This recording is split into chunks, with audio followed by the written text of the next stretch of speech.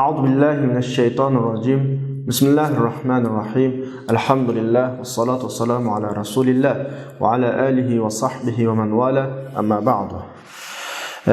Hürmetli arkadaşlarımız, biz kitabımızdaki 3. faslı Ahvalul Musned'e gelip Ahvalul Musned'den terkuhu ve zikruhu ifraduhu vuku'uhu fi'len vuku'uhu ismen degan mazmunları tugab taqyidul fi'li degan babga kelgan.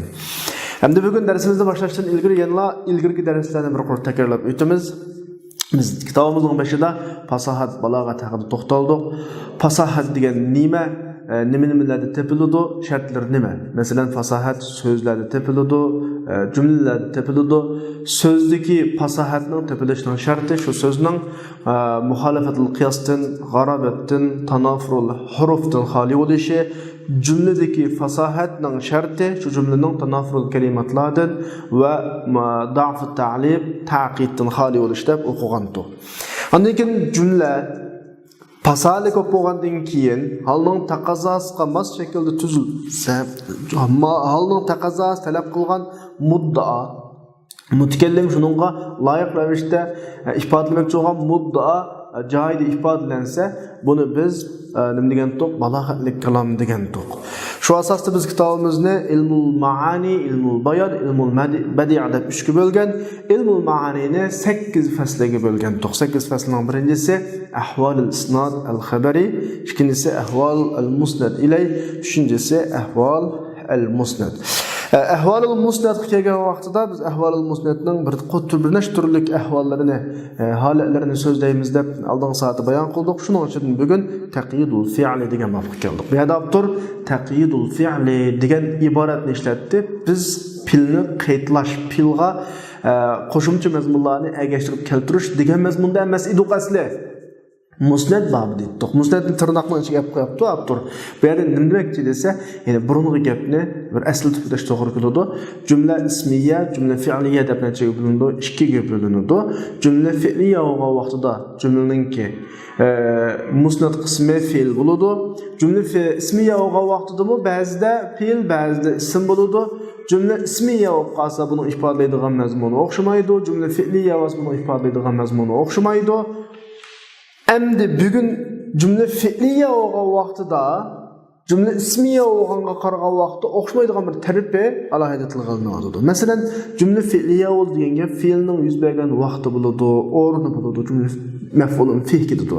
Fe'l mutaaddi bo'lib qolsa maf'ulun bih ketadi. Masalan, şirketning yuz berish sabab illatini bayon qiladigan bir bo'laklar keladi, to'ldiruvchilar keladi. Buni maf'ulul lah deymiz. Masalan, undan keyin fe'llarningki yuz berish yeni bir ish hodisalarga bog'lanib, mayli jazmiyat shaklida bog'lansin yoki ikkilni shaklda bog'lansin yoki o'tgan zamon shaklda farz taqdir degan shaklda bog'lansin, bir narsalarga bog'lanadi. Bunda huruf ash-shart keladi filning oldiga. Demak, filga munosabatlik yuz bergan o'zgarishlarning hammasi taqyidul fi'l deb ataladi. Ya'ni filni qaytlash degani filga munosabatlik yuz bergan bilaklar, fil va fa'ilisi.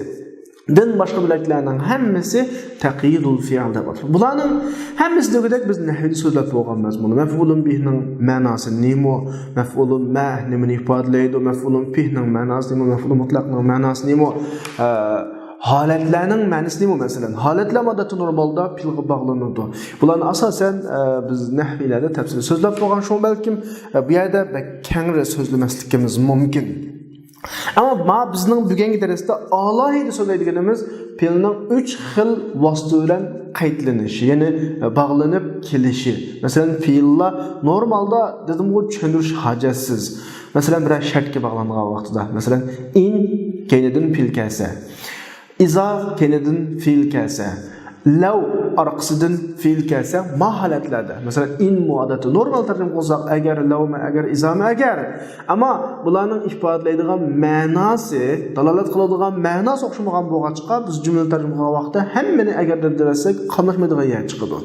Muşu qandaq itibarlar, muşu qandaq uqumlar, qandaq urullarda lav işiltimiz, qandaq urullarda in işiltimiz, qandaq urullarda başqa masalan izan işiltimiz degandek mazmunlar so'zlanadi. Endi bu yerda bek az so'zlaydi ekanmiz deb o'ylamanglar.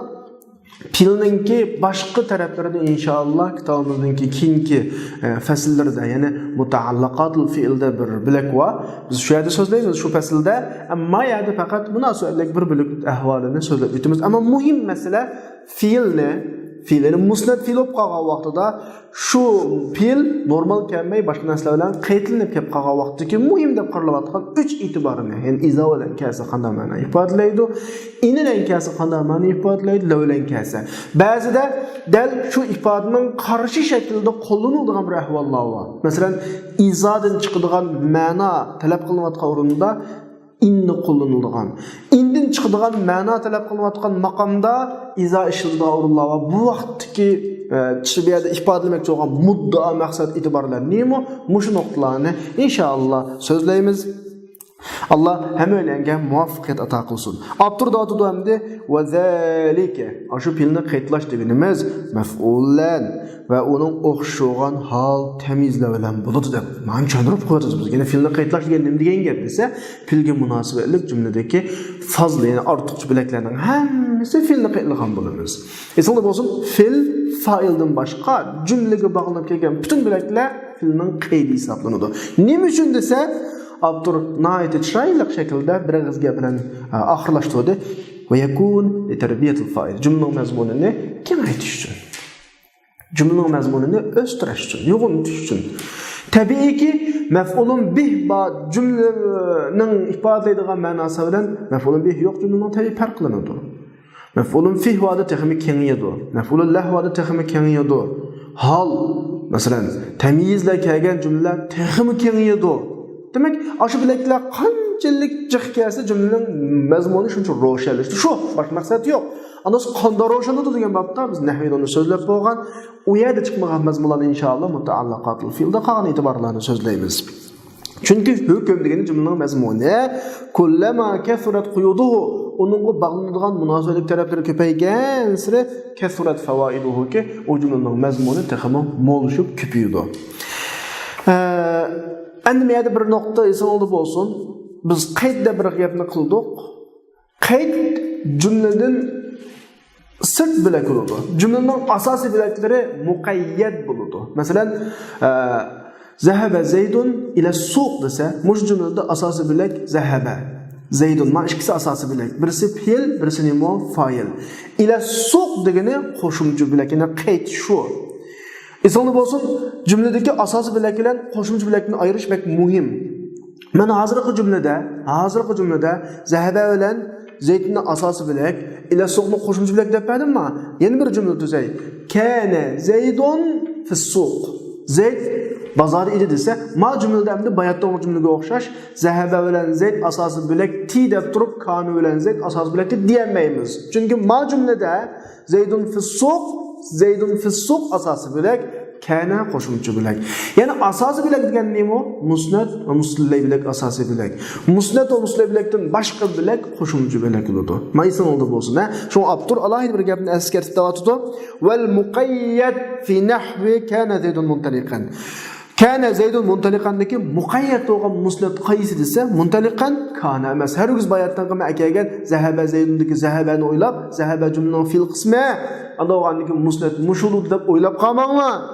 Chunki muntaliq haqiqatan musnad, ya'ni amaliyotda musnad. Ma'no jihatda asos o'g'ini Zayd bilan muntaliq kana emas. Kana faqat bu yerda navosikh fillarning qatorida bo'lib, jumlaning mazmunini burash uchun, o'zgartirish uchun qo'shimcha kelgan bilak bo'ladi. U musnad emas bu yerda. Mush nuqta kallangiz farq bo'lsin. Tamam. Va amma tarku taqyidul musnad, musnadni qaytlashni tashlash degani musnad qaysiz kelish nima uchun? Mazmunni ko'paytirishdan, mazmunni o'stirishdan bir cheklimi bor degani, kadamli ehtiyoj yo'q masalan. Yani ehtiyoj bo'lmaganga o'xshaydi. Undan boshqa qarashlar bor degani, masalan, zahaba Zayd deb qo'ydim. Zayd ketdi dedim, ila suqni dedim, nima ishqa uning nega ko'rishidan bizning hech ahamiyati yo'q. Ya'ni bizning parvoyimiz falak, ya'ni bizning munosabatimiz yo'q uning nega ko'rishi bilan. Mana shaklda demakchi o'g'ini Cümlede musnat muslaydan başqa, musnat pilop qalğan vaqtida musnatga bağlanıb qıldıgan biləklər cümlenin məzmununu kengaytish üçün keladi. Agar cümlenin məzmununu kengaytish maqsad qilinmagan vaqtda bağlanmay qeydlar qanaqa misin bo'ladi, kamisin bo'ladi. Tamam. Bu yerda muhim məzmun yo'q. Endi muhimiga keldik. Bugungi darsning asosiy məzmuni mana bu yerda. وأما تقييد الفعل بالشرط من bayatın dedim. Fiil her xil bilekler bilen qeydlanadi. Degende kanu bilen qeydlanadi. Bayatın qadaymasak nima? Maf'ulun bihla bilen qeydlanadi, maf'ulun fihla bilen qeydlanadi, maf'ulun lahla bilen qeydlanadi, holatlar bilen qeydlanadi. Onun meselesini nahvi sözlep bolduq, dedik. Bugün dersimizde çoğumuz şu qeydlanadigan qeydlar ichidagi muhim deb qaralgan 3 qeyd. Law, in, iza. Şu Abdurmuş'un gapini qıptawatıdı. Fiilni şart bilan qeydlash shundaq bir inchki e'tiboratlar degani cümlede maqsad qilinayotgan bir mazmunlar tufaylidan bo'ladi. Bir mazmun chiqadi uningda. Bu e'tiborat, bu mazmunlar faqat shart vositalarining orasidagi tafsilotlarni bilish bilan bo'ladi degani izo bilan inning lavning na farqi bor. İza'nın ma'nida qanday farqi bor, inning ma'nida qanday farqi bor, iza nada ishlatiladi, in nada ishlatiladi. Mujni bilgan vaqtimizda mushu vositalar ishlatilgan jumladagi chiqadigan inchki mazmunni shu vaqt bilalaymiz deydi. Demak, in, iza, lavning o'tirida jumlalarda farq chiqadi. Mazmun jihati farq chiqadi, qartilma jihati farq chiqadi. Vaqat buyina zalika fi ilm an-nahwi. O grammatika fanda, nahvi fanda bayon qilingan dedim o baya. Bu masalalarni so'zlangan masala. Lekin la budda min an-nazr ha huna fi in va idha va law. Lekin bu yerda in, iza, law qatorliqlarga bir qarab chiqish to'g'ri keladi. Qarab chiqish to'g'ri keladi. Anos kelayli birdan kelayli in bilan iza, fa in va idha, in lan iza kelgu zamandagi shartni ifodalash uchun bo'ladi. Mush gapni o'zi bizga yetarli. Kelgu zamandagi degani in izodan keyin kelgan jumla qaysi shaklda bo'lsin, og'zimizdan kelgu zamon qilsa, assa, yapsa degan tarjima. Mana kelgu zamon ifodalari chiqadi. Shart uchun degani shu sa, ya'ni anda qilsa, bunda qilsa, ma'lum ish harakat, ma'lum ish harakatga bog'langan. Ma'lum ish harakatni ma'lum ish harakatga bog'lab turib ifodalangan bir xil tarjima chiqadi. Shart istiqbol degani shu. Abdur tırnaqning ichida shart bilan istiqbol ikkisini tushuntirib nindayotdi. Yani jazoning hosil bo'lishini kelgu zamonda shartning hosil bo'lishiga bog'lashni ifodalash uchun keladi. Ta'liq degani esishligini bir ish yuz berish uchun, masalan, ata menga telefon qilsang, men senga bir xabarni deb beraman. Xabarni deb berishimdan iborat bo'lgan jumlaning jazo biliki menga telefon qilishdan iborat bo'lgan shart bilan bog'langan. Buni shu hukm chiqdi. Shart degan shu. Buni nahvida tushunuvli qilsalar, shart ma'lum bir yuz beradigan ish harakatni ma'lum ishga qanday qilish, bog'lash. Endi muhim bo'lgan narsa kelgusi zamon. Undaganda qilsa, qilgan bo'lsa emas, qilsa, kelgusi zamon bu hukm qilinadi bo'lsin, ha. Biroq ma'ishkiyat o'rtaq bo'lgan bilan bular. Inlan iza ma'ishkiyat o'rtaq bo'lgan bilan, lakinna in aslan, biroq in aslida shartning yuz berishiga bo'lgan jazmiyatning bo'lmasligini ifodalaydi. Shart bir jumla u yerda. Bunda ishqa bizning kallamizda shart davomli yuz beradigan ish emas. Yuz berish ehtimoli bo'lgan, yuz bermaslikmi ehtimoli bo'lgan ishlar bo'lib qolsa, mushuni in orqali ifodalaymiz. Ya'ni yuz berish bermaslikka iniq emas. Ahmadda bir bola bor. Bir kun keladi, bir kun kelmaydi maktabga. Ati kelish kelmaslikka iniq emas. Mushta vaqtda men ati maktabga kelib qolsam, men sana sening kitobingni beraman degan gapni demoqchi bo'lsam, nima ishiltma? In ishiltma. Chunki inning ifodalaydigan o'rni shu. In hadarta al-madrasa yoki ila al-muhadara amsi ata darsga kelib qolsang, in hadarta ila al-muhadara agar darsga qana qilsang, kelib qolsang, bu yerda kelish kelmaslikka iniq emas. Ammo mush Ahmad biz dars boshlagan vaqtdan tortib darsdan bir kunmi qilib boqmadi. Bu ati kelishi cho'qim. Kitobim senda qolibdi-kanda telefon qilgan bo'lsa, nima deyman? Ata maktabga kelsang birma demaymiz vaqtda. Uyg'ur tilida hatto. Ata maktabga kelgan vaqtingda mendan ilib ol. Ida ji'tak ida hadarta ila al-muhadara gadan. Ata muhozara leksiyaga kelgan vaqtingda. Sening kelishing ini qo'y, shu vaqtda degan gap. Ya'ni mishadan inlan izaning mush farqi. Birisi jazmiyat va ishrakatning o'zgarishiga, birisi jazmiyat yo'q. Uyg'ur tiliga tarjimadan farq chiqadi. Birisi qilsang, assang, ya'ni birisi qilgan vaqtingda, aytgan vaqtingda kelgan. Manda men farq chiqadi. Birisi jazmiyat yo'q.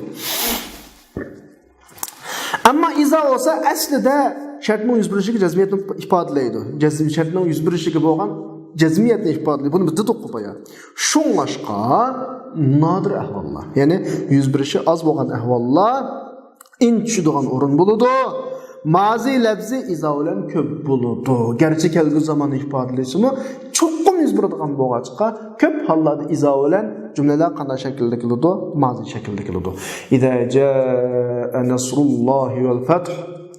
Allohning yordami kelsa, kelgu zamonda, ammo bu yerda Allohning yordamining kelishiga bo'lgan ishonch 200% bo'lg'achqa tarjimada kelsa deb qilgan taqdirimizdami ifodalanayotgan ifoda o'tgan zamon bilan keldi. Jaa. Ati kun chiqqanda ko'rishdi juma. Iza tala'at shamsu. Quyosh chiqqan vaqtida mayli bir jazmiyat ifodalanadi. Ammo sharikatning yuz berishiga nisbatan jazmiyat bo'lmasa, yuz berish ehtimoli bor. Yuz berish ehtimoli bor. Bamaski ehtimoli bor. Vaqt in ishlatildi. In nazalal matar. In agar yomg'ir yog'ib qolsa ishga bormayman. Yomg'ir yog'may qolsa boraman. Mana in ishlatamiz. Mushu izo bilan indan farq qilgan tarafi mushu. O'rtaq tarafi qaysi? Her işkilisde şakva. Manda kılsa manda kılıdı. Manda olsa manda kılıdı. Maaş yüz verse maaş yüz verdi. Her işkilisi kelgüz zaman. Kılıdı itip kelgüz zamanda. Fark kılınған tarafı birisi kılsa etse, birisi kılgan vakitte, etken vakitte. Manda fark var. Yani birisi cezmiyetini ifadaleydi, birisi cezmiyet yoklukını ifadaleydi. Mesela Abdurrahman ekegen misali فَإِذَا جَاءَتْهُمُ الْحَسَنَةُ قَالُوا لَنَا هَذِهِ Ulanın şunda bir eski huyu var ki bulağa yaxşılıq kelgan vaqtida bu bizninki deydi. Men izo keldi. Vaqtida deb tarjima qilamiz chunki shularning tug'an turuqining hammasi bir yaxshilik. Nafaslanayotgan, nafasini tortib aqallisi, yeyotgan, yemak ichmiki ichayotgan, kiyayotgan kiyim-kechiki, hozirgi ularning imtiyozlari hammasi yaxshilik. Demak, bu yaxshilikning ko'zi bu bizning deydi. Va in tusibhum sayyi'atun ularga andi sanda bir yomonlik yetib qolsa, ama in jazmiyatni davomli jazmiyat ularga yomonlik yetmaydi. Yetib qolsa, bular Musa va Musaga ergashgan kishilar bilan shumpala deb mushuk go'ylar shunchalik chiqadi. Mushli bo'lmagan bosmashda olmaydi. Bu alaqa din dushmanlarining mijozchi bu. Davomli masalani boshqalar ortadi. Bu muhim masala emas, ammo muhim masala izo bilan in masalasi. Yaxshilik babiga izo ishlatdi, yomonlik babiga in ishlatdi. Chunki insonning normal yashayolgan taqoturqining hammasi yaxshilik bo'lg'achqa, bu degan insonda davomli bo'ladigan ish. Jazmiyat 101 davomli 101 degan bo'lg'achqa izo ishlatilindi. Ani yomonlik andi sandi ba'zi bir falokatliklar bizga uchrab qoladi. Bu nodir 101 degan hol insonning hayoti unga to'shmoqlik. Bununla in qanaqal ishlatilgan ma'run. Shuni olib turib tushuntirib buni. Meyadagi murod maqsad hasana mutlaqa. Mutlaq yaxshilik. Ya'ni inson Alloh tarafidan erishayotgan butun yaxshiliklar o'g'achqa. Shunlashqa cins ta'rif bilan ta'rif qilindiki alif lam u yerda jinsni ifodalaydi. Yaxshilik har qanday yaxshilikni tarjima qilamiz. Ammo sayyi'a onun nisbeten nadir tepildi, şunlaşqa onu nekir şekilde keltirildi. Amda A ikisining alif lam jinsninki köplük ifadesi, nekirininki kemlik ifadesi bir yerde bizden qo'llanadigan shak vositalarini muayyanlashtirishni taqozo qildi. Mana ko'p yuz berib qolgan bo'lg'achqa, ham amaliy davomli bizning atrofimizda bo'lg'achqa bu ishlar jazmiyat ifodasini qo'llanishimiz kerakki izo. Mana nodir yuz beradigan bo'lg'achqa buningga kam andi soni tepiladigan bir ifodalarni qo'llanishimiz kerakki buni in. Tamam. Shuni bilan bu masala mencha aydınlaştı. Yani köp yüz beradigan işlarda izo ishlatamiz, andi son yüz beradigan ishlarda ishlatamiz. Uyg'urcha ifade tarjimasi de ani vaqtida deb tarjima qilsak, ma'ni agar deb tarjima qilamiz. Bu nuqta kallamda aydınlaştı. Endi mau muqtadai zohir. Ya'ni balog'atninki bizga bekitib bergan muqtazoi holni tadqiq qilib va uning qo'llanilgan jumla uslub, jumla shakl vositalarini tadqiq qilib bekitib bergan muqtazoi zohir, muqtazoi hol. Endi favqulodda bizning navbatdagi muqtazoi hol bu qoidaga tushmay qilib buningdan ta'tur. Ya'ni bu yerdan bu qoidadan halqib chiqishni taqozo qilib qolsa. Vaqat tustamalu in fil jazmi. Jazmi ishladimi in ba'zida tajohulan qasdan bilmasga silinib qo'llanilib qoladi. Asli jazmi ishlat izo ishlatiladi-ku. Ba'zi bilmaganligiga silib olib in ishlatiladigan o'rinlar bor. Yoki qarshi tarafning jazmi bo'lmaganligi. Masalan, sizni inkor qilayotgan odamga in sadaqtu famada deb al.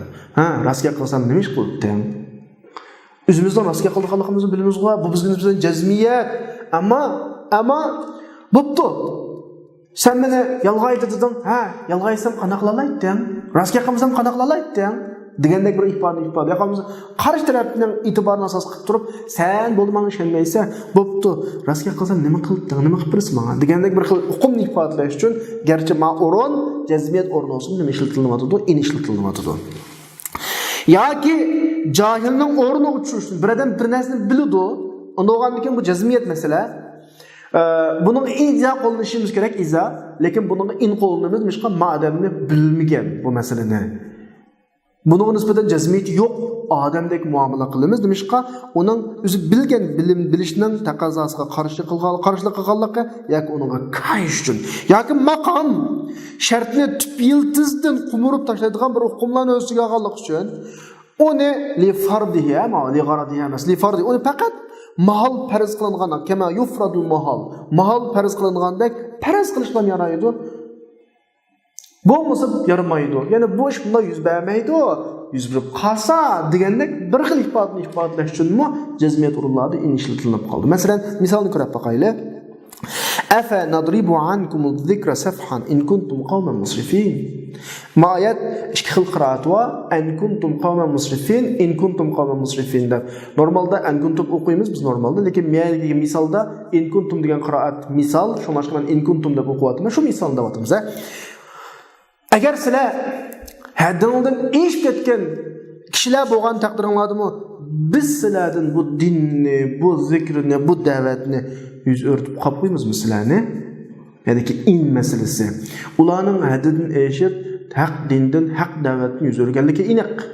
Iza kuntum deyish kerak, lekin nimada in akab qo'shgan sababi boshqa keraklar. Ularning yuzi o'rganligi aniq turib, xuddi ular haddidan oshmagandek muomala qilyotdi bularga. Nimishqa u haddidan oshib ketganligini bilib turib davomlashayotganlar uchun yoki bo'lmasa ularga bir xil qayish. Qanday qayish desa, men o'zimizning tildan bir misol beray. Mening balam bir eskilik qildi, bir yaxshi masjiddan birini qildi. Men deyman-ku, mening balam unday ishni qilmaydi. Unday ishni qilib qolgan taqdirdimi o'zining gunohini turib bu ishni qana qiladi, tuzdi desam. Mush jumlada onda ishni qilib qolgan taqdirda in fa'ala zalik deb in ishlatma. Uni unda qilganlik rosti aniqdi. Unda iza ishlatishim kerak, lekin men ani bilmasga salab. Ha balam unda qilmaydi. Qilib qolgan taqdirdimi deydigan bir xil hukmni bir ma'noga. Shu orqali u ve ajab ish oldi, sat oldi ya deb o'zining qilgan yomon ishini qanaqa qiladiroq chekadi. Bu bir. Ikkinchisi, bu yerdagi maqom shartni tip yiltizdan qumur o'tishligini shart jumla o'ziga olgan mazmun faqat mos kelmaydigan, ya'ni bu shart yuz bergan o'ziga olgan mazmunni qarshi dalil va maqom bo'lib, buni hargiz tasavvur mening balam degan diniy o'quvchi hargiz tamoqi chekmaydi. Tamoq chekilik rost. Bir diniy o'quvchimiz tamoq chekkan bo'lsa, buni aytlash. Bu tamoq chekmaydi bu. Farzand bittaqdir. Ma'qul chekdi deb turli. Agar tamoq chekib qolsa, degan ifodani ifodalash uchun. Chunki bu yerda shunday bir ahvol borki, din o'qigan odam hargiz tamoq chekmaydi. Ya'ni shart shunday bir narsani o'ziga oldi, shartni tuklizini qumib tashlagan degani, buning dinda o'qiganligi tamoq chekishni tasavvur qilolmaydigan ahvol. Buning tamoq chekishi normal ahvol emas. Mushtaq yerda bu tamoq chekmaydi. Bo'pti, chekkan bo'lsa, masalan, in taxana masalan degan bunday iborat keltirsak, bu yerda aniq nisbatan bir xil tavbih hukmi bor. Mashta bir hukmni ifodalash uchun garchi uning qilganligi aniq jazm 100% bo'lsa-mu izo ishlatmay nima ishlatamiz? In ishlatamiz. Bu mandaq bir ma'nolarni o'z ichiga oladi. Tamam. Yani ma ayet ben bu ayetin devatım sizlarga fi men qara'an degini ma anni zirlan o'qigan kishilarda shunday misol bo'ladi. Bu bir misol. Yana birisi, yani biz muqtazai zahirni o'qib o'tdik. Muqtazai zahir g'aliban uriladi iza, nadir uriladi in. Jazm uriladi iza, shak uriladi inti o. Endi dal shundan qarshi qo'llanilgan ahvollar bor. Qanday yerda desa, shart bilan sifatlanmaganlarni sifatlanganlarga taqlib qildirib o'tish. Taqlib deb bir babba odatda o'xshamagan, lekin ikkisi bir ifodalamoqchi bo'lgan hukmlarni bir ifodalaydigan. Masalan, ana bilan dada desa, ata-onasi deb uyg'urcha ifodalaymiz, ata-onasi deb. Shu arabchada ata-ona deb ikkini ekanmaydi. Abavan deplab ikki dada qo'ydi deb buni. Ay quyosh ikkisi o'xshamagan bir ikki hukm arab tilida ikkisini teng ifodalamoqchi bo'lsa, ay quyosh demaydi. Deydi qamaron. Abu Bakr bilan Umar radhiyallohu anhuni teng bir maqomda turib so'zlamoqchi bo'lsa, Umaron deydi masalan. Shunga o'xshash bir bablar va mushu yuzsida deb bayon qildi. Buning misolini va in kuntum fi raybin mimma nazzalna ala abdina ularning ichida mushriklarning ichida Qur'onga shak qildiganlar va shak qilmaydiganlar va shak qiladiganlar va shak qilmaydiganlar va endi g'ayri mutasiflarni mutasiflarga taqlib qildirish degani aniq keskin shart shak qildiganlar bular izo keltirish kerak-ku. Shak qilmaydigan qilish ehtimoli bo'lgan yo'q bo'lmagan kishilarni g'alba qildirib ma'ni nomi bilan ma'ni billah atab shu hammasiga o'rtaq inishilib o'tgan deb bayon qildi ma'runda. Ma oyat shak qarta tavba qilishim bo'lishi mumkin. Tavba qilishim bo'lishi mumkin degani ay bayatdan qidak. Yani bu mümkün emas, bundan qilishim mumkin emas. Qur'onda mu qanday qilamdi, shak qilamdi. Bo'pti. Farzan endi bir shak qildi deb qo'yaylisinni. Keltirib baqamiz Qur'onni o'qishni degan mazmunchi. Bu sizlar shak qilmaysiz aqlli qadamlar. Chunki ma Qur'onda shak qilishni shak qilishga yo'l qo'ymaydigan dalillar intayin ko'p. Buni ko'zinglar ko'rib turyapti, o'qib turyapsizlar. Farzan bittaqdir shak qilib qolsanglar degan hukmni chiqarishni deyapti. Va yana shak qilmaganlarni muxotablarni shak qilmaganlarni shak qilganlarga taqlib qildirish degani ma aniq shak qilganlarni ichiga kirgizib ovulning nomi bilan atashlar maqqa taqlibat qoida dedim ya hozir shu qoida bo'yicha hammasiga shak qilmagan shak qilganlarga aniq olmagan shaklda muomala qilib in kuntum fi raybin mimma nazzalna ala abdina deb bunday muomala qilyapti. Bu bir. Ondan başqa yana Abdurmishak kelgan vaqtda hozir biz yangi gapga ketyapmiz. Inlan izoning farqlarida andagi muqtazai zohirsi buningki muqtazai zohirni chetlab chiqadigan yer emasmi? Gap to'xtab tursin, bir gap chiqib qoldi, taqlib deb. Taqlib degan nima bo'lsa, bayat mazroq tushuntirdim, qaytib kelsak, taqlib ikki narsa bor. A, B. Biz ikki narsani bir aqlam qilganmoqchi. Ikki narsani A, B deb tilga olmaydi. Unda qilishning hojati yo'q, chunki u qiyinchilik. Ikkisini birining ismi bilan atab o'tamiz. Ya ikkilisini 2A deb atib o'tamiz, ya ikkilisini 2B deb atib o'tamiz. Ma atgan ismi bilan atgan tarafni atmagan tarafga taqlib qilgan bo'lamiz. Ya'ni ma'ni ustiga A deb ikkilisini bir ism bilan atib o'tgan bo'lamiz. Ikkilisini bir ism bilan. Shuni taqlib deymiz. Ma o yaralik usulda tushuntirish. Kitobda yozadi, taqlib degan nima desa ayyughlaba yoki ayyughallaba ala shay mali g'ayrihi. Boshqalardagi ma'lum sifatni ma'lum narsaga g'alba qildirib o'tish, ya'ni oshirib o'tish, o'shkisini o'tirini maslashtirish ya aralashtirish uchun, ikkisini bir qilib o'tish uchun ikkilisini bir sifat bilan atash. Ikkilisini bir sifat bilan atash taqlib deb ataladi. Bu nurg'un san'atlar, funun degan har xil fanlarda joriy bo'ladi. Masalan, va kanat minal qanitin deganda Maryam alayhisalom itoatchan bandalarning qatoridan desa, va kanat ayollar qanitin erlik shakli taqlibat qilyapti-da bu yerda. Xuddi Maryam alayhisalom erga tenglik, erdan yuqoridak mana shaklda. Ya'ni oddatul unsahuna min az-zukur.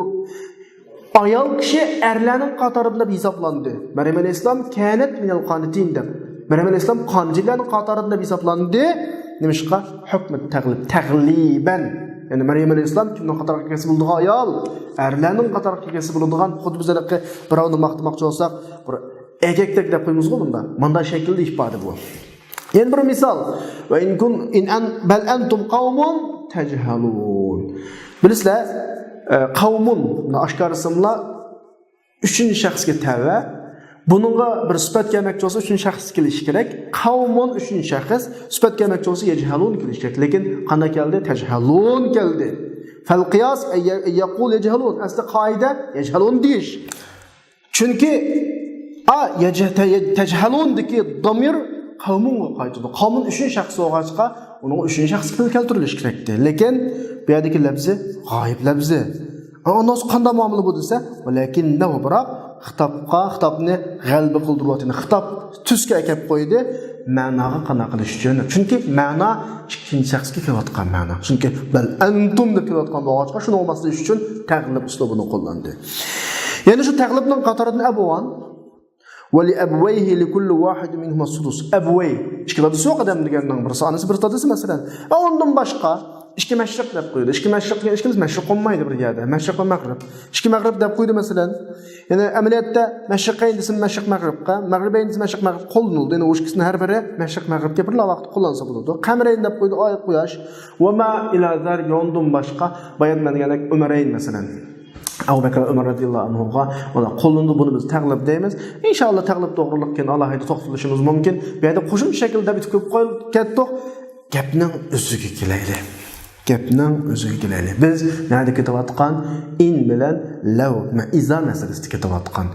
In bilan izaninki o'rtaq bir alohidlik bor. U o'simi shakni ifodalaydi har ikkisi. Va kelgusi zamonni ifodalaydi har ikkisi. Bu o'rtaqlik va shart degan gap qayta bir asıltay ma'lum harakatga bog'lash. Kelgusiga bog'lash. Buni yerlik usul tushuntirsak, agar mundaq ish bo'lsa, mundaq bo'ladi. Sen kelsang mundaq qilaman, u mundaq bo'lsa, mundaq bo'ladi. Soat mancha bo'lsa, men boraman degandek, kelgusi zamonda ma'lum bir ish harakati yuz bersa, ma'lum bir ish harakati yuz beradi. Buni biz shart degan emasmi? In bilan izaning mush alohidligi o'rtaq. Shunga olib turdi. In va izaning ma'lum ishni uning g'ayriga kelgusi zamonda esish uchun kelganlik uchun edi.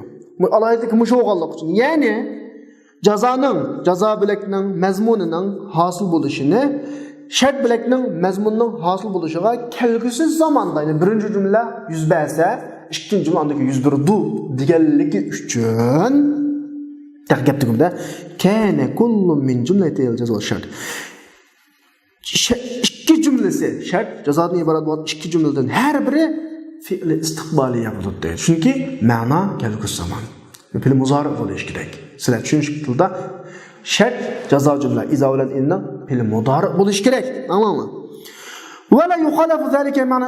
Albatta ma'na jihatda bu albatta xilof qilmaydigini har qanday ahvol ostida in bilan iza kelgusi zamonni ifodalaydi, o'tgan zamonni ifodalamaydi. Lekin yani shunaqla u labzama xilof qilmaydi, illaki alohida bir inchki mazmun. Li nuqta degan alohida inchki mazmun. Normalda muqtazo zohir in bilan izadan keyin fil mudoridan kelishi. Ammo alohida inchki g'ayri mazmunni ifodalash uchun ba'zida ma'nosi shu kelgusi zamon, lekin labziy jihatda o'tgan zamon qo'llanib qolgan ahvollarmi shu bor. Masalan, bu qanday bir alohida bir nuqta desa, hosil bo'lmagan narsani hosil bo'lgan ko'rinishda o'tirg'i chiqarish, nishqa u narsaning sababi kuchli cho'qqin bo'ladi. Cho'qqin bo'ladiganlik uchun masalan. Yoki 101 degan narsaning 101 bo'lganga o'xshash bunday bir ahvol. 101 bo'lgandek bir xil tuyg'uda ko'rsatish yoki bir umid o'zining bu cho'qqin 101 degan jazmiyat umidini ifodalash arzusini yoki shartning 101 bo'lgan o'zining favqulodda qiziqishini oshkorlash yoki undama g'ayril hosilligini daha hosil bo'lmagan bir narsalarga qarata o'zining qiziqishining qattiq rag'batining shartning 101 yoki hosil bo'lmagan bir shartning 101 nisbatan rag'batini oshkorlash degandek har xil sabablar tufayli bir alohida bir hukmni ifodalash uchun mudori keltirdi o'rniga nima keltirib qo'ydim modi. Lekin ma'nosi kelgusi zamon bo'laveradi. Ma'nosi kelgusi zamon bo'laveradi. Masalan, in zafartu bi husnil aqiba fa huwa al-murad. In shakni ifodalaydi va kelgusi zamonni ifodalaydi. Mush nuqtadan in azfar deb kelish kerak. Agar men oxirgi nishonlarga ersam, zafar quchsam, bu degan mening orzuyim dedi. Lekin bu yerda o'quvchining fa'inna talab mush ishni orzuni umid qilgan odamning rag'bati bir ishning hosil bo'lishiga rag'bati ko'paygansa, shu ishni o'ylab yaktur tasavvuriyahu ki uni tasavvur qilish ko'p bo'lib, xiyol qilib rubbama yuhayyal ilayhi hasilan.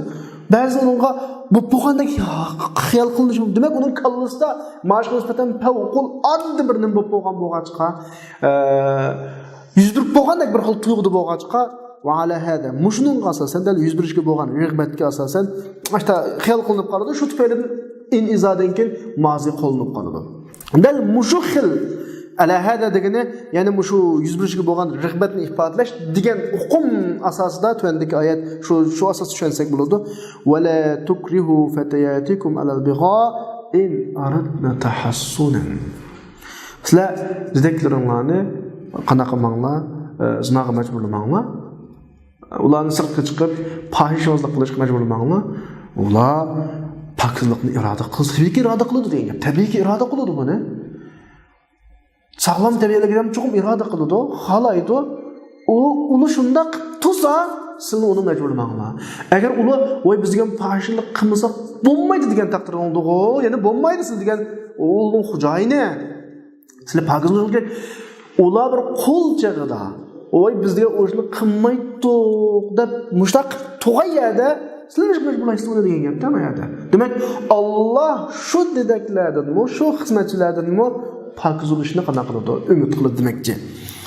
Undan boshqa in aratna, shu oyatdagi in aratna degan so'zda mazhabimizdan keldi. Nimishqa ularning pokizlikni iroda qilishga bo'lgan qiziqish to'liqligidan ifodalash uchunki Alloh ulardan her zaman qalbining tabiatining sog'lom bo'lishini qanaqa qiladi, umid qiladi. Allohning istaydigini bu.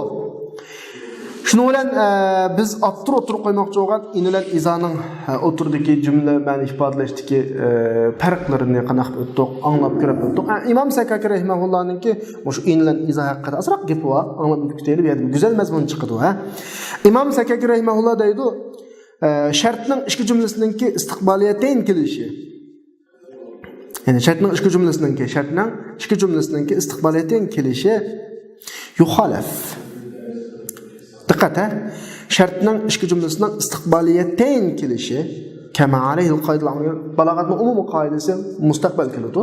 Nahyi qoidasi shu shartning mayli izo bo'lsin yoki in bo'lsin, shart jumla va jazo jumla mustaqbal keladi. Bu umumiy qoida shu asosda mashta kelishi xiloflik qilib qoladi degan ba'zi vaqtda mustaqbalni ifodalaydigan fe'l, ya'ni mudori kelmay mozi gap qiladi. Nimishqa va zalika li hadaf at-tahrir. Gap doritish maqsadi bo'lmaydi. Diqqat qilinglar. La in ashakta la yahbatanna 'amaluk. Ey Muhammad sallallohu alayhi vasallam, sen shirk qilsangmi amaling bekor ketadi. Amaliyotda indin keyin modining kelishi biz bayotdan dedik. Bir ishlarning yuz berishining jazmiyatligini ifodalaydi. Halbuki Payg'ambar alayhisolamdan bu ish qat'iy yuz bermaydi, shirk keltirish. Mushtaq turib mozi akab qo'yishi, muzari akabmay. Nima uchun? Anglaylik. Bu yergi xitob Rasulullohga. Rasulullohning shirk keltirmasligi maqtu'un bih keskin, lekin mozi lafz bilan keltirdi. Nimishqa desa, bu shirkni xuddi hosil bo'lgan ko'rinishda o'tirib chiqarish uchun. Haslop bo'lgan ko'rinishda maydonga chiqish uchun. Endi bu qanday Rasulullohdan bu hasil bo'lganmi desa, zalika ala sabilil fard va taqdir. Favqulodda. Sen payg'ambar turib, eng ulug' payg'ambar turib, Allohning habibi turib, Habibur Rahman turib, shirkal tursasan, la yahbitanna amaluk degan gap, sening amaling bekor ketganda boshqalarning ishi nima bo'ladi? Demek uldun iqzas bulunmaydı. Anız bu nim demekçi bir yerde dese ta'rizan. Bu bir gapdarat mı ki? Şirk uladın sadır olan kişilerge. Halbuki ula yani nimde gapdarat dese ulanın emelleri zaten nim oldu. Bike oldu digengi gapdarat iş. Bir ulug' peygamber. Açta o yerde adatlık adamla qanchlikanda onun şey tügütte olmuş deyin gapda ama o başqalarını qo'rqitishmaydi. Yani yuqoridagi oyatning mush gapdarishda o'xshash bir misollardan birisi va ma liya la a'budullazi fatarani va ilayhi turja'un degan oyatda. Men sizlarni yaratgan va meni yaratgan Allohga nima ibodat qilmayman degani. Meni yaratgan ilohga, garchi ma shart bo'lmasa ham nima diqqat qilinglar. Va ma liya la a'budullazi fatarani deganda shart yo'q. Lekin gapdaritish degan bir hukm bor emas, o'sha hukmda o'xshash, shart emas. Meni yaratgan Allohga nima ibodat qilmayman degani, sizni-chi? Sizni yaratgan tursa degani, sizni ibodat qilmaysiz degan gapda Ya'ni sizlarni yaratgan Allohga ibodat qilmaysizlar. Chunki oxirida gapdarisning dalil ustida va ilayhi turja'un deb turja'un deydi. Turja'un deganligi gap asli o'ziga qaratilgan emas, Allohga qaratilgan gapning ifodasi. Agar bu yerda ta'riz ulug' gapdorish bo'lmasa, va ilayhi arji'u deyish kerak. Bu chunki oyatning umumiy siyoqi bayon holatiga ma'lum munosib, lekin turja'un deb iltifot shaklida keltirganligi gap asli ularga qaratilgan. Ularga qaratilgan. Ma'vu nimaning gapi yo'q ma'yada? Mana ikkinchi misolda shartning gapi yo'q, lekin gapdorat mening gapi. Gapdoratma. Endi gapdorat degan nima desa, boshqalarga bevosita degan gapni bevosita demay o'zini o'tirib qo'yib turibdi. Ya'ni bizning Uyg'ur maqol tamsillarida qizim sizgiday, kelinim siz anglanglar bir gap bor emasmi? Gapni bevosita desa qattiq tegib turadi. Udullan desa balkim qalbi yaralanishi mumkin. Shunqanday deydigan gap sifat yumshoq shaklda, muloyim shaklda, masalan, oldimda bir yomon ishlarni qilib qolgan bir odam bor. Men uni gaplarni sizning yomon ish qilasiz. Bunda qilsangiz xato bo'lgan pasqmi ishi. Siz pasq uni qabul qilmaydi bu.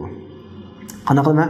Ey qarindishim, biz nima uchun bunday qilamiz? Xudoyim bizni yaratgan bo'lsa, biz musulmon bo'lsak deb biz deb turib, men deb turib gap qilma, maqsadim avu. Mana bu gapdoratish ma'noda asarra qabul bo'ladi.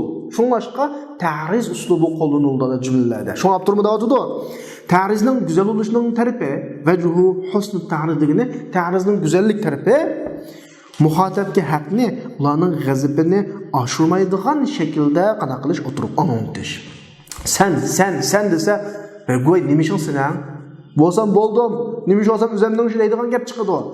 Men biz deb turib degandan keyin qarshi tarafma, bu asli amaliyot o'rtaq emasmizmi? Biz qarindosh yoki al-og'in emasmizmi?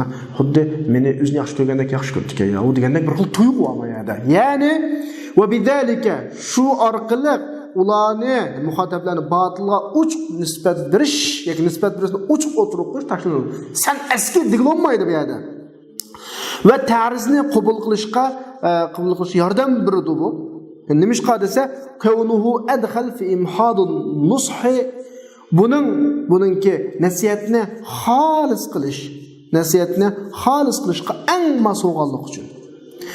Ta'riz birsi ta'riz orqali ularni bevosita botilga nisbat berish tashlanadi. Bu bir. Ikkinchisi ta'riz gapni qabul qilishga yordam beradi. Nimishqa bu ta'rizningki nasihatni xolis qilishga masraf bo'lganlik uchun. Chunki men deb turgandan xuddi biz samimiy qilayotgandek ifodalarda. Amaliy zotan samimiy zoti. Biz u boshqalarga nasihat qilishda qanaqdir boshqa bir g'araz yo'q. O'zimizga yaxshi ko'rgan ularga yaxshi ko'ramiz. Ya'ni hayzligini chunki u yerda mutakallim muxotabga faqat o'ziga iroda qiladi degan bir hukm chiqadi u yerda. Ta'rizdan ma shaklda bo'lgansa ta'riz go'zal uslub dal lav bilan in masalasida nima keltiradigan o'rinlarda fil mudori keltirish o'rinlarda mavdi keltirish ashning o'xshagan ta'riz uslubini chiqarish uchun bo'ladi. Ta'riz ashtar go'zal uslub deb Imom Sakaki rahimahulloh lav bilan va izo bilan indin chiqadigan ma bir taraflarni bizga bayon qilib berdi. Tamam. Endi in bilan izoning masalasi bir qur oyoqlashib tushundik. Ammo lavga kelsak, lav uchini so'zlaydik emasmi? Bu o'tgan zamondagi shart. O'tgan zamondagi shart degan gap 100 bir bo'lgan ish degan gap. 100 bir bo'lgan ishga shart qilish degan gap gapni ta'sirgandirish degan gap. Tunugun u kammidi. Men deymanki, tunugun kelgan bo'lsam, kamidi demak u 100 bir bo'lgan ish. Mush ishni shart qilib, yana bir ishga bog'lash degan gapni ta'sirga mumkin bo'lmaydi ishlarga bog'lash degan gap. Chunki u kammidi u. Tunugun kelgan bo'lsam degan gap, endi kammaydi u zaten. Bu mahal, farzi. Unda farzand bittaqdir. Faraz qilayli, sen tuning kelgan bo'lsang deganda hukmni ifodalash uchun qiladilar. Nima bilan desa, muqtadoning shartining keskin yo'q ekanligini keskin jazm qilishlar. Bu yerda 100 bermidi. Qaranglar, talab qilinayotgan shartning intifo degan gap inkor qilinganligi jazm qilishlandigini bu zaten 100 bermidi. Tuning u kamidi. Kelgan bo'lsang degan ma'ni ifodalash uchun qiladi. Masalan, sizningki lavji tani akram tok. O tunigun kelgan bo'lsangiz sizga bir ikrom qilib, hurmatingizni qilib olatdim, mehmon qilib olatdim emasmi desa, kelish ikromdagi bir shart. Lekin kelishning agar kelish yuz bergan bo'lsa, ikrom yuz berdi. Lekin walamma kana al-maji' lam yaqa' ba'd. Taqichi kelish yuz bermadi. Mashrut bo'lgan, shayton jazosi bo'lgan, ikrom ham yuz bermadi. Demak, o ish bo'lmadi. Sen telefon qilgan bo'lsang, biratdim. Telefon qilmading, bermadim. Unda biz bizga paytliq, bizga ahamiyat naq gapni bo'zqalsin desak, lav o'tgan zamondagi ishlarni mahal shaklda, faraz shaklda shart qilib jumlada shart uqumini ifodalashni ishlatildi. Ya'ni lav kelgan jumla musbat jumla bo'lib qolsa, bizning aradagi uqumimiz manfiy. Manfiy jumla bo'lib qolsa, aradagi uqumimiz nima bo'ladi? Musbat bo'ladi. Bu lavning roli. Mushundan tugaydi lavning masalasi. Anda o'g'andan keyin lav keskin o'tgan zamonni ifodalaydi ekan. Endi ba'zi o'rinlarda lavdan keyin fe'l mudori kelib qoladi. O'tgan zaman bo'lgandan keyin tabiiy o'tgan zamonning fe'liga kelishi aniq. Lekin lav mudori unga kirib qolgan bu nima desa, muqtazoi zohirdan chiqib chiqqan alohida mazmun ifodalash. Masalan, va amma lavning mudorining ustiga kirishi, law yuti'ukum fi kathir min al-amr la'anittum degan oyatga o'xshash o'rinlarda mudorining ustiga kirishi sharkatninki o'tgan vaqtda doimo vaqtdan degani doimo davomlashliqni ifodalash uchun. Agar sizlarga amma isoldi bo'lsin, in izoda biz davomli mazikasi muzorikasini tarjimani kelgu zaman qilamiz. Qilsa aytsa, lavda mazikasi muzorakasini o'tgan zaman qilamiz. Endi nima uchun mudori fe'l qo'llanadi desak, istimrorni ifodalashga, agar payg'ambar sizlarga ko'p ishlarga itoat qilgan bo'lsa o'tgan zamonda, endi mishat lavning mudorining nima foydasi bor, istimror foydasi bor. Istimrorning bizga nima foydasi bor desa, tarjima qilgan vaqtda davomli degan gapni qo'shiq foydasi borki, agar payg'ambar sizlarga uzluksiz itoat qilgan bo'lsa, davom hamma ishni itoat qilgan bo'lsa, nimda shunga mangan bo'lsa, japada qaldingmi? Bu yerda istimror maqsad bor. Shu tarjima qilgan vaqtda men bir gapni qo'shib qo'yay. Balog'atda bu jumla uning uchun, bu bilak uning uchun, u uni ifodalaydi desa, ashli ifodalaydigan gap kelsak bo'lmaydi. Chuqur tarjimamizni ifodalanish kerak-ku. Istimror chiqdi degan gap, davom degan gap tarjimaga qo'shiladi degan gapda. Yo'q, gapni tarjima qilgan bo'lmaymiz. Law yuti'ukumni o payg'ambar sizlarga davom itoat qilgan bo'lsa, davom bo'ysungan bo'lsa tarjima qilsak, nereden topdingiz bu davom degan gapni desak xato bo'ladi. Ashadagi law yuti'ukumdagi yuti'ninki fe'l mudori shaklida kelganligidan biz davomli degan ma'noni olamiz shu yerda. Undan boshqa yana Alloh subhanahu va taoloning Allohu yastahzi'u bihim degan oyatdimi, shart masalasi bo'lsa bu mayada. Fe'l mudori akilishi ismlarni ifodalashni degan emasmi? Chunki innama nahnu mustahzi'un deb ism fa'il keltirdi. Men Alloh fe'l mudori keltirdi. Fe'l mudorininki pilliq jumlaninki istimrorni ifodalaydiganligini biz rad deb o'tdik. Meydami shu. Yastahzi istihzoning yuz berganligini va davomli yengilib turganligini ifodalaydi. Mushunga o'xshash lavdan keyin kelgan fe'l mudori buni ifodalaydi. O'tgan zamondagi istimrorni ifodalaydi. Lavninki mudori ustiga kirishi va law tara izqifu ala an-nar ustiga kirishi hamdi. Ma'ni mamnun bo'lsa, agar siz do'zaxning ustiga to'xtalgan vaqtda bir ko'rgan bo'lsangiz, endi mayadagi masala nima? Desa bu ko'midi kelgu zamondagi ish. Zaten jumla mazmuni kelgu zaman. Law kirib qoldi. Law jumla mazmunini o'tgan zamonga o'zgartirdi. Yoki jumlaning kelgu zamonga tayyor mazmuni lavning xarakterini o'zgartirdi desa, ma'rufni jumla mazmuni asos. Chunki biz do'zax ahlini buni ko'midik, bundan kiramiz. Anas law ma'da buzilib kiradi. Jumla buzilmaydi ma'nasi law buzildi. Law nimani ifodalaydi? O'tgan zamonga xosdi, jumla kelgu zamon. Undaganda law akirish orqali cho'qim kirdiganligini ifodalaydi ma'rufda. Kelgu zamonda faqatlam o mudorini mazmun onu tushgizganlik uchun. Ya'ni bu yerdagi o'qim xuddi o'tgan zamondagi dek. Nimishqa uning xabarida shak yo'q, xilof yo'q kishidan sodir bo'lganlik uchunki Alloh dedi bu gapni degan ishonch bilan cho'qqinmashda bo'ldi deb turib, bu xuddi yuz berib bo'lgandek muomala. Unda bu yerda jumla mazmuni asos law buziladi. Hargiz Alloh yuti'ukumda yuti' lavga sinishib ketadiki jumla mazmuni o'tgan zamon. Ammo bu jumla mazmuni kelgusi zaman law kelgusi zamonga sig'ishib ketadiki faqat mazi o'tgan zaman chapinini, o'tgan zaman tonini ko'gizib turadi bunga. Ya'ni xuddi bu ish yuz berib bo'lgan ishda jazmiy ish degan ifodalash uchun ifodalandi ma'rufda. Bunda ahvol xuddi rubbama yawaddul ladina kafaru rubbama o'tgan zaman kirdi, yavandu fil mudari ustiga kirdi. Bunda qilishi mumkin deb o'tgan zaman ifodalaydi, lekin rubbamaning kelishi yavandu degan filni o'tgan zamonga o'zgartmasdan, balki o'tgan zamonning chapini ko'gizdi buningga. O'tgan zaman shakliga kirdi. Amaliyotda bu kelgusi zaman, kelgusi yuz beradigan ishlar. Bu qanday hukm desa, kelgusi yuz beradigan bu ishning jazmiy ekanligidan, xuddi o'tgan zaman yuz berib bo'lgandek bir xil holatni tasvirlash uchun mushtashil qilinadi. Xuddi shuning aynisi bayatdanqi valau taradiki lavning kelgusi zaman jumlasining ustiga kirishi shu hukmni ifodalash uchun. Bu bamaning yavatdu degan mudarining ustiga kirishi to'g'ri. Halbuki o mazmun ustiga kiradi. Yani biyaning to'g'riligi nima desa, chunki Allah'ın xabarini enchiki kuzatuvchi. Yoki li'annal mutaraqqab fi ixbarlar, yani Allah'ın xabarida yüz deyilib biz kutayotgan ahvol onun yüz berishda keskin mazmun o'rniga aniq yüz berib bo'ldi tushunsak. Chunki yüz berdi u. Allah dedi uni. Cho'qim yüz beradigan bo'lgancha ma jumla kelgusi istiqbol. Kelgusi zaman jumlasi bo'lsin, buningga nima chapanni ko'rgizmiz, o'tgan zaman chapanni ko'rgizmiz. Xuddi yüz berib bo'lgan, o'tgan zaman yüz berib bo'lgandek. Mana shaklda. Tamam. Endi yana bir ehtimol bor. Valau taradiki lavning fil mudari ustiga kirishda bayatdan qadek bir xil e'tiborlar, bayatdan qadek mazmunlardan boshqa av yoki lavning mudarining ustiga kirishi valau taraning o'xshida. Zehnimizga suratni hozirlash. Bunda bir xil bizga tasvirlash. Chunki fil mudari bir narsani istimrorni ifodalaydi, oldimizdan film o'tganda bir xil o'tkazish.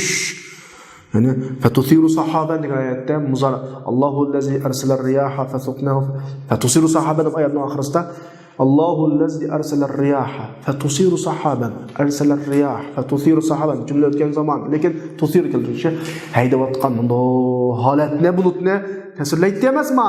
Shuningga o'xshash valau tarada şu vaqtdagi dozaqni oldida turgan, g'al-g'al titirgan, ularning butun badalari kuyib ketayotgan, o chiqra mana bir xil holatni tasvirlash uchun bir tushunsak bo'ladi. Ya'ni shu buyuk qudratni ifodalaydigan badiiy suratni naqlimiz hozir qilish uchun. Demak, endi gapni xulosalasak, law, in, iza qatorliq shak harflari yana birisi yo'q mazmunlarni birisi o'z ichiga olgan. Qoida bo'yicha har birisi o'z-o'ziga olgan mazmunni ifodalash uchun qo'llanildi. Ba'zida bir xil alayda g'ayrima'nini ifodalash uchun birisi o'rinda qo'llanildi. Shuning bilan bugungi bizning musnatni shu shart odatlari bilan izollar bilan qaytlab keltirishdi. Ifodalanadigan mazmunlar haqidagi mazmun tugudi. Inshaalloh qolgan mazmunlar keyingi soatlik darsimizda davom etadi. Va axiru da'vana alhamdulillahi robbil alamin.